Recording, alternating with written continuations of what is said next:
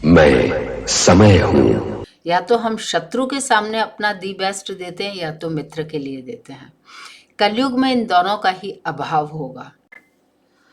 आदि अनादि काल से जीवन ने महसूस किया कि जीवन का जो मुख्य उद्देश्य या कर्तव्य है वो अपना दी बेस्ट देना है।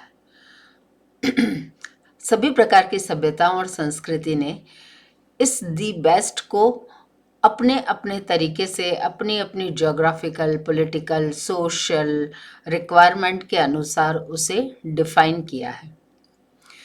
तो दी बेस्ट देने में जो सबसे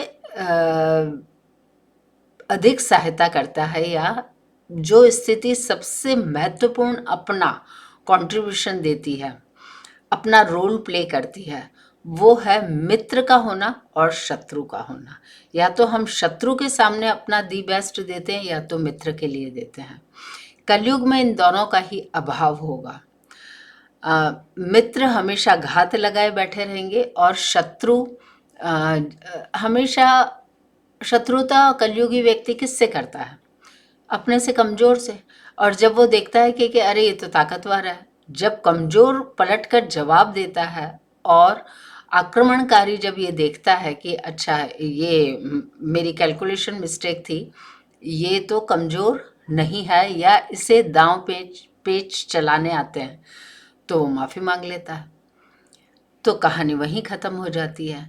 तो शत्रु और मित्र, इनमें अपना समय बर्बाद करना है एक जीवन के रूप में, क्योंकि ये जीवन के सारे अर्थ खत्म कर देंगे। घात लगाए बैठे रहेंगे या माफी मांग लेंगे और घटनाक्रम को कहीं आगे बढ़ने ही नहीं देंगे। जीवन एक ही जगह पर स्टक हो जाता है। तो उपाय क्या है? मित्रों से तो बच के रहो, अपने घेरे में आने ही मत दो।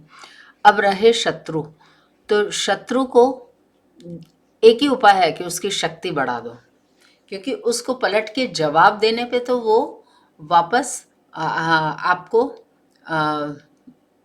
उस स्थिति में जाने ही नहीं देगा जहां आप अपने दी बेस्ट को सामने लाओ, खुद को सही तरीके से संभाल कर उसकी खड़ी की हुई कठिन परिस्थिति का जवाब दो।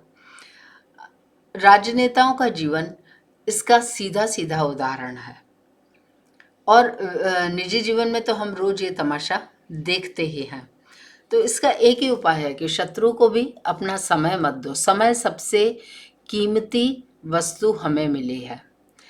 कहते हैं समय जैसी कोई चीज ही नहीं है, पर एक जीवन के रूप में हमारे लिए समय सबसे महत्वपूर्ण है। जो भी समय हम समझते हैं, जिस प्रकार से भी हम उसे देखते हैं, उससे अधिक महत्वपूर्ण कोई और चीज नहीं है, सांसों के चलने तक।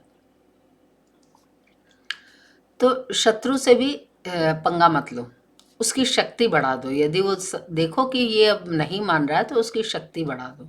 जीवन गणनात्मक है, छंदात्मक है। गणना भूल जाएगा वो और या तो वो बहुत कुछ नया ही कर लेगा, देवी भगवती के चरणों में कोई नई ही व्यवस्था प्रस्तुत कर देगा, यदि उसमें योग्यता है तो। और योग्यता नहीं है तो वो गिनती भूल जाएगा और रास्ता साफ हो जाएगा। कलयुग में यही एक ट्रिक काम कर सकती है, अपने समय को एक उपयोगी रूप देने के हितार्थ।